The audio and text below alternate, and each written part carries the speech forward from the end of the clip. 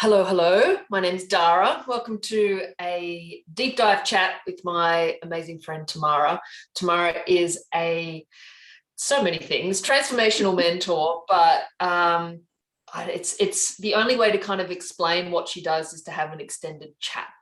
So, Tamara, I want to start off by kind of painting the picture for where people kind of come into contact with you and where you kind of intercept them at. Like, the question I have is like, where are people at when they find you at the perfect moment? What's going on in their lives?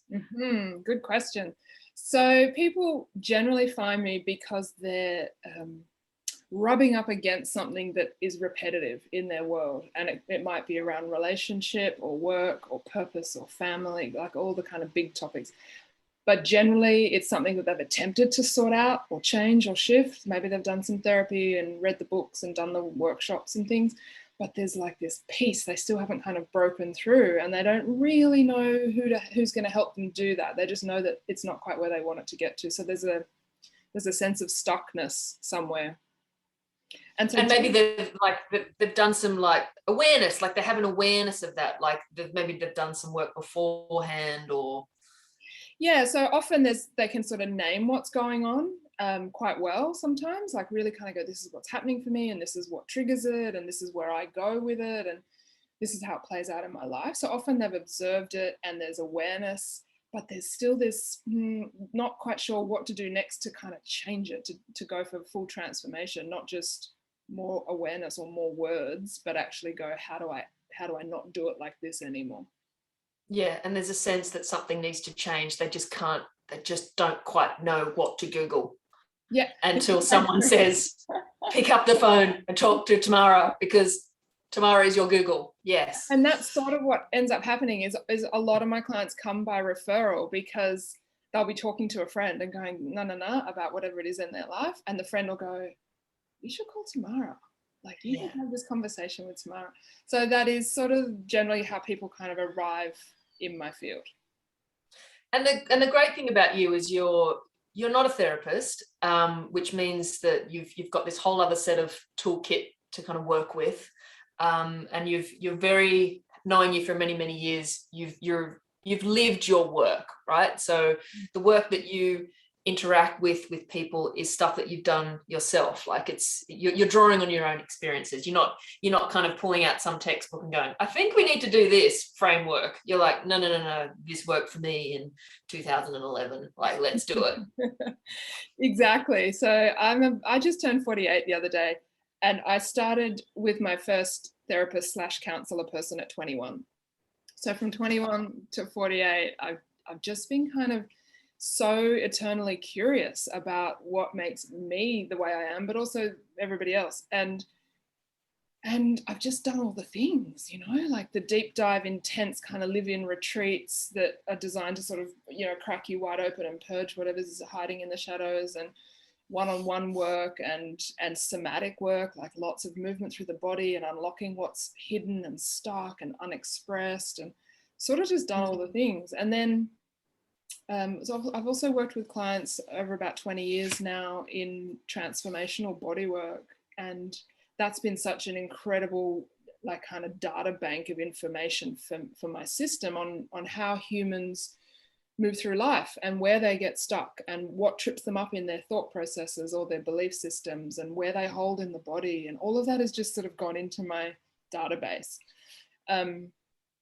The kind of toolkit, and like you're really body based as well. Like that's the thing, like having been a body worker for many years, but also doing all the emotional work. It's not just conceptual CBT headland. It's like you're actually using the whole vessel of the body to heal and find information, right? Like so the body is a resource.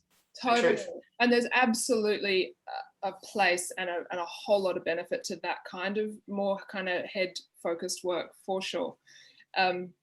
But for me, the key to also developing your own tools is to have access to communicating with your own body. And then you're in a position of not needing to reach out to someone every time you've got another kind of problem that comes up in your life in the future. You've developed your own medicine kit. So you're like, oh, wow, I'm feeling that tightness in my chest. Okay, I've got some tools, step 1, 2, and 3 to figure out what's going on what I need, how to give it to myself. And that's why for me, like that sense of embodiment is the cornerstone to true empowerment. Like if I know what's going on for me, I can name it, and then I can get what I need. Like I feel like I'm a god, right? Like if I can take care of my own needs like that and communicate them to those around me, that's like foundational. Like they need to teach that stuff in high school, right? Yeah. And so the kind of people that come to you maybe haven't done this kind of work before, the more embodied stuff, they've more, as you said, maybe done some therapy or done some retreats or are on the road to self-awareness and exploration, but there's another piece that they haven't quite nailed. Yeah, and it's almost like I was going to say the magic. I was trying to think of another word. It's almost like that piece that, and you can see the surprise in people's faces when I take them through. There's a kind of an embodiment process that I take people through in the beginning of the sessions. And you can see them afterwards, they kind of go, whoa, like all of that information's available to me. Like all I needed was to be guided and to use my breath and to go in and track what's happening in my system. And you can see people who have previously tried to sort of navigate their whole world just using their head and their intelligence and what have you. You can see them just sort of going, like, how come no one ever told me that before, right? Well, you know what? I think it's not even that they haven't been told before, because I think knowing you for a while, I'm thinking about my own journey with you, and I've worked with you as a client as well. I've heard the term "your body has the answer." Your body, listen to your body. Listen to your body. Listen to your body. Yeah, sure, whatever. But like, I'm listening to my body through my brain, and I would never really make the connection. But I guess it's the concept is there that it should be available, but like experiencing the actual information coming from your body and being to listen to it and responding to it is a whole different thing.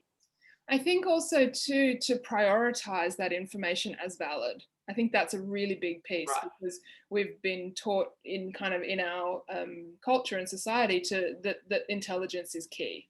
That what we can learn and what we've been taught in higher education institutions or whatever is like, kind of the holy grail of information. So it's like it's flipping that kind of importance. And for me, that kind of information is awesome, but it's not my first port of call when I've got stuff going on, because it's usually my mind that's created that in the first place. So the coming back to the body has to be sort of valuing that this is actual deep wisdom that I have access to, and seeing it as such, like seeing your body as your own oracle and getting to know it. Yeah, it's definitely flipping traditional thinking on its head. For sure. Tell me about masks and authentic selves. Yeah, that's probably one of the biggest keys that comes through in most client journeys, the one-on-one client journeys. I'd say that's a common theme, is this desire to experience what I call wholeness. And that to me just means being able to reclaim the parts of yourself that you might have divorced yourself from or amputated because they were judged or shamed when you were younger, or you've somehow morphed yourself into a particular shape in the world to get love. It's essentially just to get love. And at some point, those kind of survival strategies don't work anymore. They start to sort of like get a bit clunky, and you're like, hang on a minute, this has worked my whole life. Why isn't it working now? And you kind of hit this place of going, oh, actually, it's time now to rewrite the map of reference that I use for the world. And it's a really scary process. There's a book called The Road Less Traveled, and I only remember one thing from that book. I read it 20-something years ago. And he talks about, M. Scott Peck talks about that we've all created our own map for how we navigate our life, just by, kind of drawing in life experiences and what we've been told and culture and conditioning and what have you. And at some point, the map becomes irrelevant to us because we evolve and grow and shift. So we have this map that doesn't work. And that's not fun. You're like clunking into things.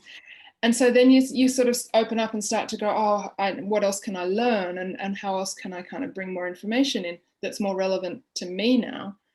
And you start to draw yourself a new map over here. And at first it's just pencil and you're not really sure and it's not quite finished yet. So for quite a while, you might have a foot on the old map that doesn't work and a foot on the new map that's not ready. And it's like, oh, like, and I've been there so many in between. yeah, it's sort of nauseous making. It's like, hang on, nothing is concrete anymore, and I don't even know who I am. I don't know how the world works anymore because my perspective has changed. And I find that's the piece where having a mentor is super helpful to provide some framework and reflection and support, and kind of have that resource available to you while you're writing your new map. Because it can be very disruptive to be kind of up in the air. It almost feels like for me, when you jump on a trampoline, you're kind of in that suspended thing, and you're like, oh God, where am I going to land? Oh God, where? And it's like, to having the guide or the person to help you through that airtime bit, I can imagine be really helpful. And someone who goes, oh my God, I've so been there. I know it. Yeah. Like, there's something to be said for the shared experience. Absolutely. And what about like the concept of the kind of consistency? So like showing up as one version of yourself, or that kind of concept. I can imagine a lot of people come to you, and I've certainly experienced this myself, of like, there's a couple of different versions of me and I'm kind of getting too old to run those characters anymore. So how do I integrate the one version without why it feels so, and make it feel safe? Because obviously I've invented these facades for safety reasons. So how do I get back to the one core version? Totally. And that's probably the second part to the first question you just asked, is moving through that rewriting of your map in a way that embraces all the parts of yourself, the parts of yourself that you decided weren't lovable, or that you haven't expressed since you were a child and someone shamed you for it. And I love how you say amputate. I love that as a Tamarism. It's just like, it's so visceral. You're like, oh, there's that part of me that was definitely part of me, and it's been chopped away because that meant that I couldn't get love, or whatever belonging. And I think it came from, I had this really kind of clear, direct experience of that a number of years ago, maybe 15 or 16 years ago, where I was at a dinner party and it was only women at the dinner party, and I started telling jokes. And they were funny, and I've never been the funny one ever. Like, can't really deliver a joke in the right cadence to make it work. It's clunky, so I was not that person apparently. Anyway, I'm like on fire, and everybody's finding me hilarious, and I'm like, oh wow, like I've never been that, and why? And I can remember actually hearing my mother say things about female comedians being, kind of not sexy or not attractive or not whatever, not what a man wants or whatever. I can remember. Yeah, wow. So at the time that I heard, chop. maybe I was 9 years old or whatever, and I've gone, right, well, that's it. I'm never going to be the funny one ever again, right? And so, so it's bringing those parts back in and going, actually, I'm funny, or actually, I'm loud or quiet or intelligent or not, or whatever the parts are, is bringing them back. And also letting go of the personas or the masks that we've bolted on, right? The ones that we've kind of like produced in order to be loved or accepted or whatever. It's also kind of the peeling off of that. So it's a two-part process. I remember having a conversation with you about this, and I relate to this, the masking, but not even realizing I had a mask. That was the key. It was like, whereas like some people can go, oh yeah, mask, walk out in the door. Whereas I was very much like, what? I have a mask under here? Far out. I didn't know I was wearing a mask the whole time. Yeah, that's tricky. I was the same. And I remember when I kind of first discovered, that sort of language and that sort of exploration, and someone telling me, about masks or whatever. And I'm like, oh no, I'm just who I am all the time. And they're kind of like, are you really? Actually? Yeah. So I didn't know that my mask was a mask. And when I when I experienced what it felt like to acknowledge that there was my authentic real self, but there was a facade, it was excruciating. It was really painful to realize to be in the truer version of yourself. I hadn't even got to that yet. It was just the realization that the ripping off, like I wasn't who I thought I was. It Jesus. was kind of painful to realize that I'd been presenting this lovely exterior to the world, completely unknowingly. And so I guess for me, it's been an ongoing journey to sort of really come home to myself. And I looked up the meaning of the word embody recently, because it's all over social media and all the things, embodiment. It's like, yeah, but I love looking up the definition. And the word embody means to give a body to a spirit. To give body to a spirit. And I kind of went, oh, wow, like that's my job, is actually just to fill this with my spirit. Yeah, like how beautiful is that? It lands differently. Yeah, that's actually just my job, is to fully fill out this human with and then I guess and in this, and the work that you do to facilitate or to guide other people to do exactly that for themselves. I'm interested in the fact that you've clocked that there was a point of growing pains, almost like there's the blissfully unaware, oh God, point of awareness, and then what is the other side of that? What is it now like to be maskless? It's actually completely freeing. And I don't mean that to sound trite or simplistic, but it's completely freeing. Like there's no management or manipulation required of who I am when I show up anywhere.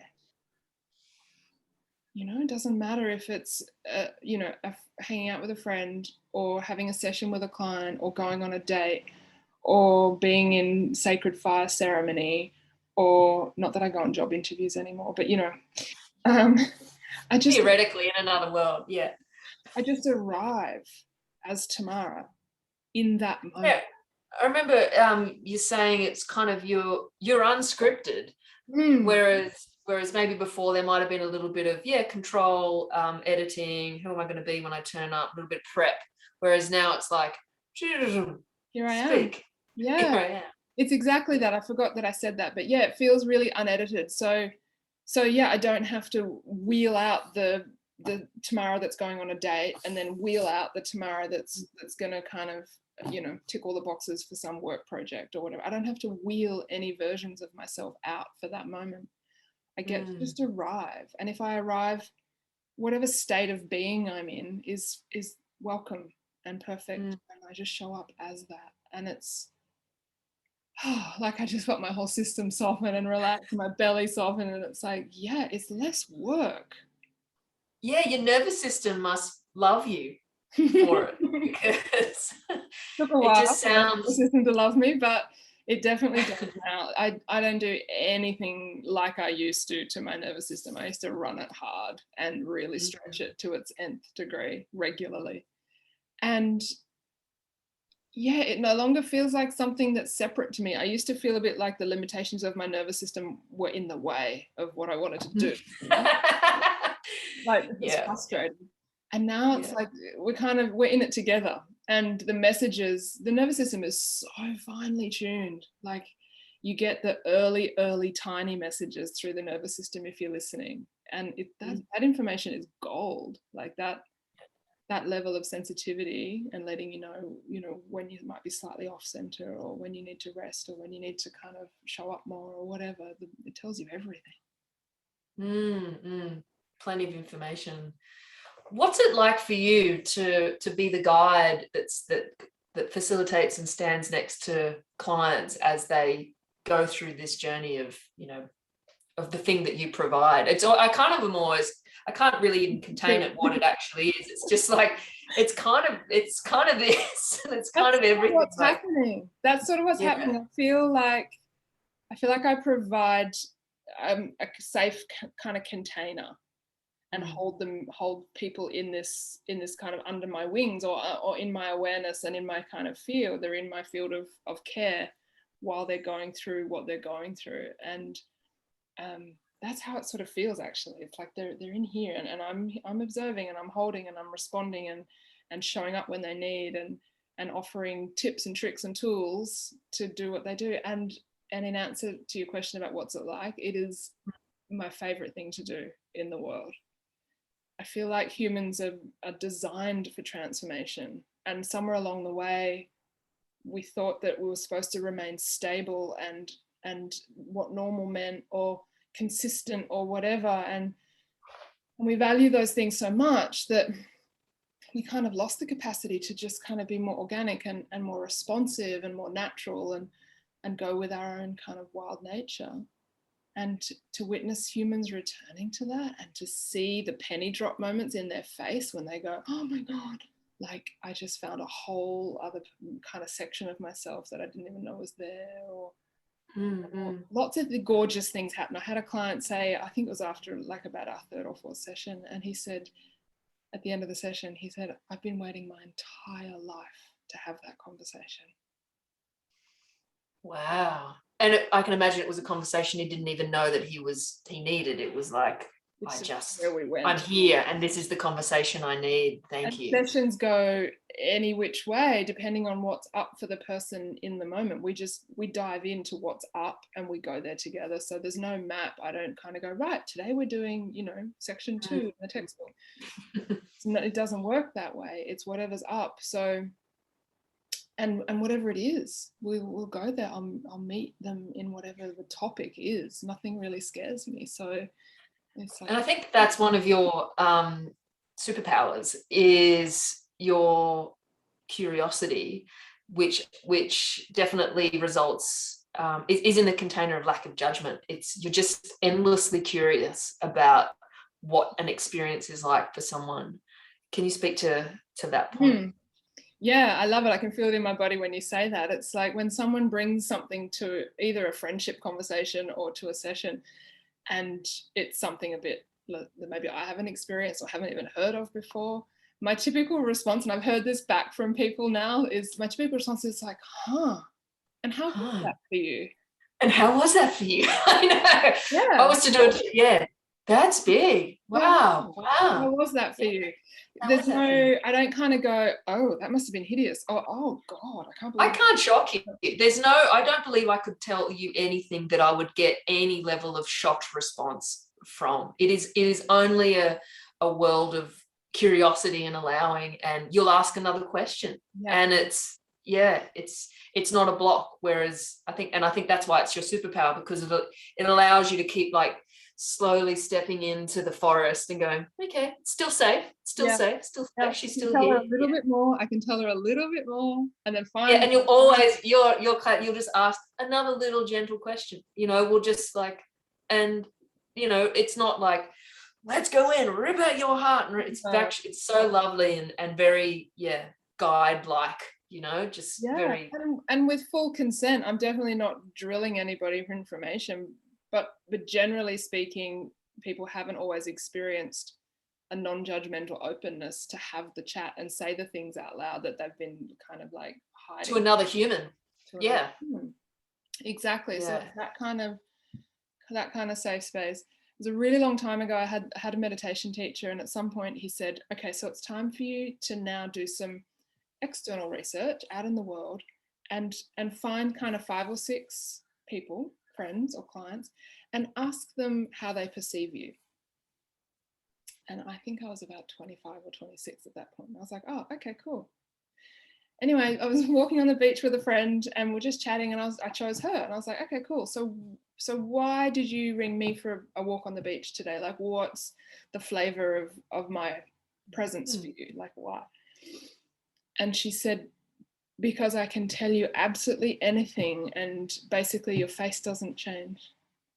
I feel like that essence that we're talking about has been there for a really long time, this kind of capacity just to go, wow, yep, good. And now what? Like, how did your body feel? Now what's happening? Or, whatever. What's that like to say out loud?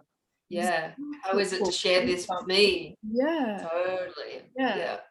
And maybe it's a practice ground to then be able to say something, to someone else back in your own kind of intimate life.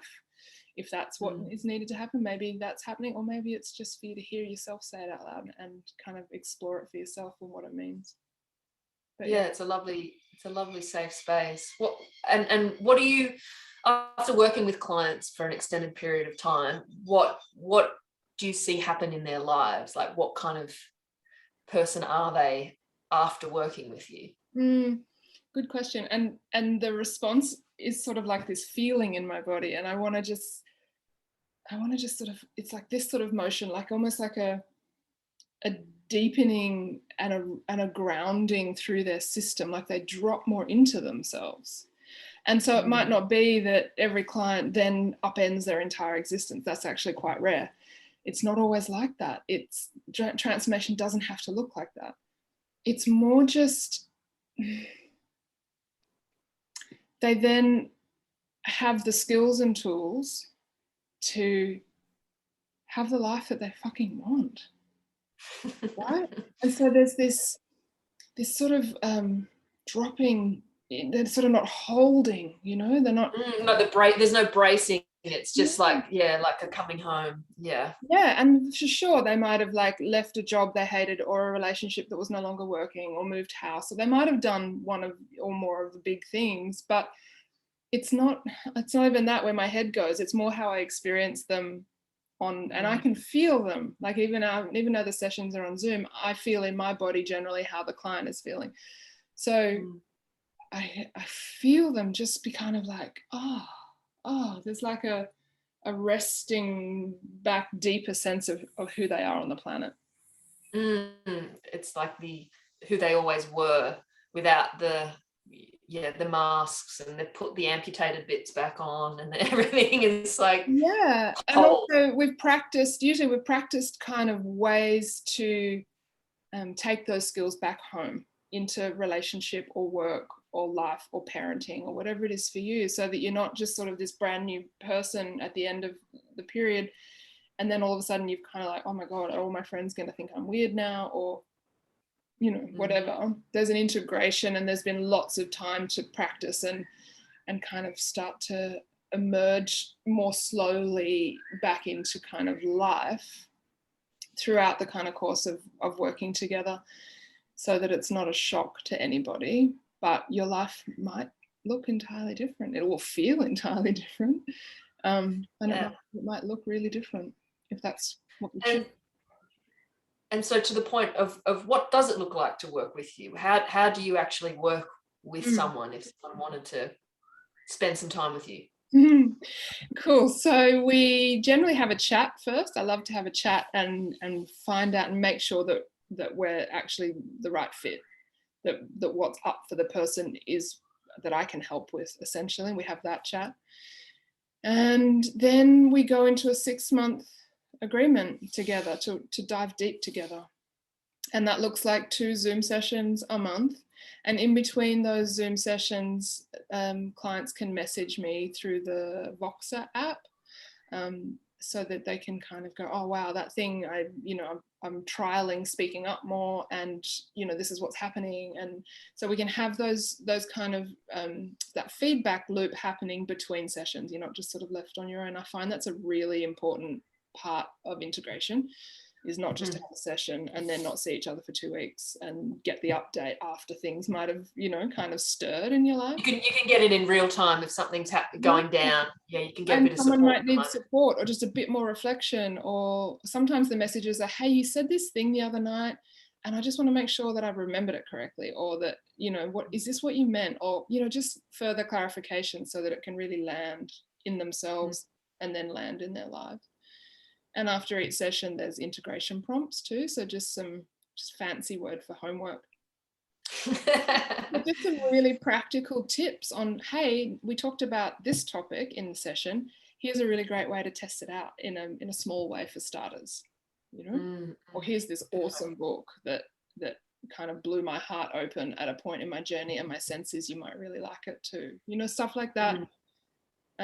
So yeah, we do that. And then at some point, sort of towards the end of our time together, we co-create a ritual for you. I've studied ritual ceremony and rites of passage, and there's a lot of power and magic in having a ritual and entering a sort of altered time and space to mark either the closing of a chapter or the integrating of some lessons in life, or the closing of a chapter, whatever that is for each person. Some rituals will be a closing, an integration, and an opening into a new chapter.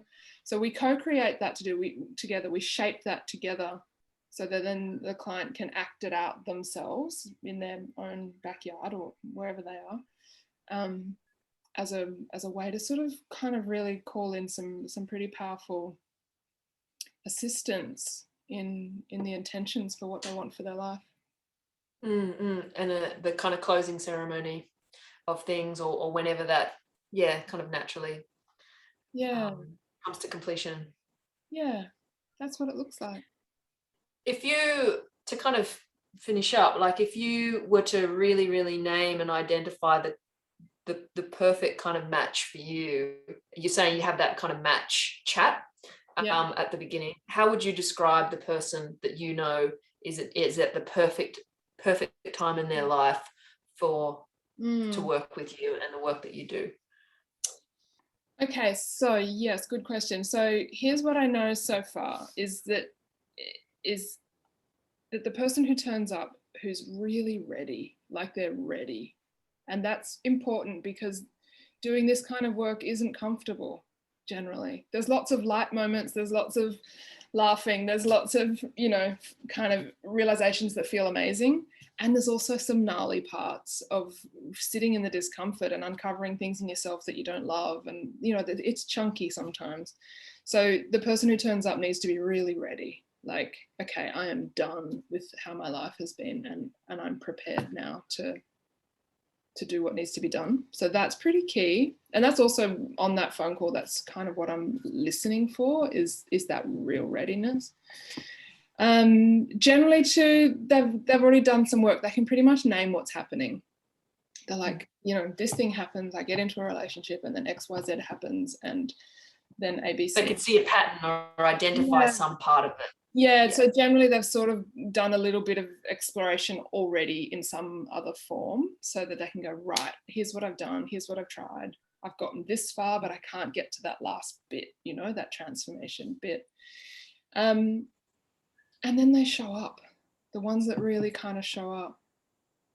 So that's kind of the key, is a level of self-awareness and commitment. Yeah. It's time. It's the time of their life. Things have got to give. Yeah. And you're the person that to have the chats with. Yeah, I often describe you as the friend. It feels. I mean, it's mentor, but it's a very friendly space as well. Like the person that you've always wanted to have in your life, to have those big, deep chats with, who will go there with you. Like, I know that you've done so much work on your own personal development and exploration and self-awareness. I think of you as this like wanderer, kind of guide person who's already gone deep into the forest with a sword and has chopped down all the trees and has done all the work yourself, and has kind of come back to the outskirts and gone, found a way through, guys, this way. And it's like, it's because you need someone who's kind of just a little, like, not even a little bit, but like you've done so much more work. Like you're ahead of us in terms of where to go, and you're just like the light bearer. It's like, you said something about, not being able to, or having a much better experience as a therapist, as a mentor, if you've been through the situation yourself. Yeah, it was something that that I heard, particularly in the style of bodywork that I do, because a lot of it is kind of emotional release work.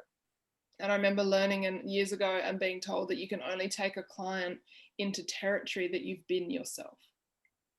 And it makes so much sense. And it's that kind of times 100 in the mentoring work now. It's like, for sure, people will bring experiences to the table that I haven't had, but the exploration of like, well, who am I in this, and is this right for me, and how do I language it, and what's going on for me, and what's in my body. I've been there in 1,000 different ways, and witnessed hundreds and hundreds of other humans do it in their way. And so there's this kind of this encyclopedia now of humans, and how they evolve, and how they get stuck, and how they stop themselves, and all of that to draw on. But yeah, I like that analogy of like, hey guys, I found a path and I've kind of cut. Do you want to just this way, come this way? Yeah, yeah. Next foot there. Yeah, it feels like that actually. And also you're still carving paths. You know, it's not like there's a point where you've stopped and now you're teaching. It's like every other week that I call you, you're on some quest or something. There's something it's a constant draw for you to learn more and experience more and understand more, so you can report back to us and be like, this way. I found a way. It's not like I did a degree and then the studying stops at the end of the degree. This is my life. This is how I love to live, and yeah, to share it is gold. And when you said something about the sessions being, I don't know what word you use, friendly or relaxed or something. Yeah, it's not like we're in a clinical environment and we're gonna like work through your stuff. It's very relatable, I think. Relational almost. Yeah, and for me it's another flavor of just turning up as Tamara. I'm not got a therapist hat on and a professional, and I'm not allowed to swear, and I should, I turn up how I turn up in that moment. And yeah, that's part of the magic, I think, is that, yeah, I'm a real human having a conversation with you. And there is something nice about it being on Zoom, actually, even though that's kind of been partly because of COVID, but partly so you can work with people all around the world. It creates a sense of safety and relaxation. I had a client say that actually when they wrote the testimonial, and it had never occurred to me. They were like, I loved that I was comfortable and in my own home. I felt safe because I'm in my own home. And maybe in my comfy trackies on the sofa with a cup of tea having the session. And so it feels like that. I'm also on my sofa with a cup of tea. So it does feel a bit like we're just, yeah, we're in it together, Yeah, we're hanging out in each other's space and sharing the moment and seeing what comes up, seeing what arrives. Yeah. I think that's what you do is brilliant, and I've certainly watch the transformation in a lot of people that I've sent to you as well, and it's quite profound, and I love that you described it as a physicality of how they've changed, not just like, oh no they've moved house or they've changed job. It's like no, like the resonance of this person has shifted, and like it's attractive, and it's like I want more. I'm like, what have you been doing? I want to know what you've been doing. And it's really visceral. I've seen the transformation in people. So. I think it was you that said that to me about a client. I think it was you that said something like, they just feel different. Yeah, there's something like, and there's something about someone who's wholly embodied that's really magnetic. And I know people like that in my life, people who have inspired me and maybe been an unofficial mentor to me. It's the ones that have been wholly embodied. All of the parts of themselves are home. And it's magnetic. You kind of can't get enough because it's so rare. And I feel like that's the piece that you're speaking to is this, there's something different, and you might not quite know what it is, but they're just here fully. Presence. It's just a presence in a whole different way. Yeah. And it's very captivating and very inspiring to see your work shift. I mean, definitely the people around me, and I've had a lot of people around me who've worked with you, and it's like, wow, this is an incredible shift that on a cellular level that everyone is getting just from having these deep, allowing conversations with someone whose face won't change when you tell them like the deep dark stuff, like it's it can be so as simple as that, but it's pretty amazing work. Is there anything else you'd like to add before we close? I just want to add to that piece around how people feel at the end and our response to wholly embodied people. There's also a place where you trust them more. Yes. Somebody that's completely at home and they're all here and they don't change faces depending on where they're going or whatever. There's a deep sense of, I can read this person and my read is right. There's no second guessing. Yeah, that's who they are. And if I see them tomorrow, they're still the same human. They might have a whole weather change, a different state of being, but they're the same, essentially the same human. And your system goes, oh, I can trust. And you can meet them more because they are trustworthy. Right? The central nervous system talks the other central nervous system, and safety is in the air. Totally. Yeah, right. And Yeah, that's there's the consistency is, as you say, like it's quite unusual, or like, yeah, I think about the friends in my life who are consistent, and there's just like, I'm touching my heart doing it. There's just a groundedness, a safetyness, like, and imagine being that person in your own life, or imagine being that for other people. And I think that would be enough for me to keep sending people your way, just that feeling of like, wouldn't you just love that feeling? Wouldn't you just love to be that person for other people as well? Like, gosh. And the trust you have for yourself, I think that's also the other anchoring point, is lack of self-trust is a massive one for humans. And you might not even notice that straight away, but after questioning, we often get to that same place of lack of self-trust. And so then if you're someone who's fully home and fully showing up as who you are all the time, you start to actually trust yourself. And as you said at the beginning of this, you take that messaging as the gospel, as the oracle message. You're like, and I'm going to listen to it, like that little spidey sense I got about something, or the way my body reacted to that. I'm going to listen to that, rather than this. And then, and for me, one of the biggest penny drops that I've had in recent years was this absolute recognition that I've got me. And I don't mean that in an I am a rock, I am an island, no one can hurt me way, Simon and Garfunkel lyrics. It's more that no matter what happens in my world, and I might be blown sideways by large life events and things that happen out of the blue or whatever, but I've got the skills and the resources to know what I need and to give it to myself. And so that sense of I've got me changed my entire existence. I no longer have to like look outside of myself for other people or other circumstances or external security or external safety or anything. I don't have to hunt for that anywhere. I've got me.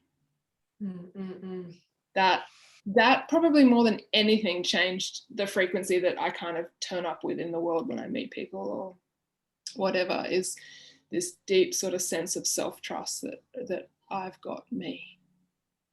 Is it self-trust and self-soothing as well? Is that in the same land, or is it different?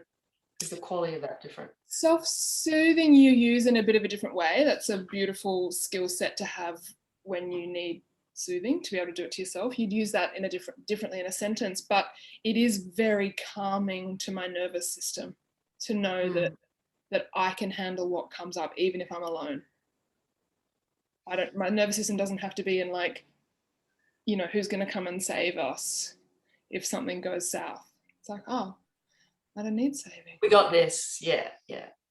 We know how to do this. Yeah, it was an awesome quote in Glennon Doyle's book Untamed around that. It's like she was kind of reframing the marriage vows basically and going, hang on a minute, it's me. Till death do us part is me. It's me. Right? It's such an awesome kind of reframe. Yeah, I'm not leaving. I am not leaving my body or my presence or I'm not leaving. I'm staying even when it's uncomfortable till death do us part.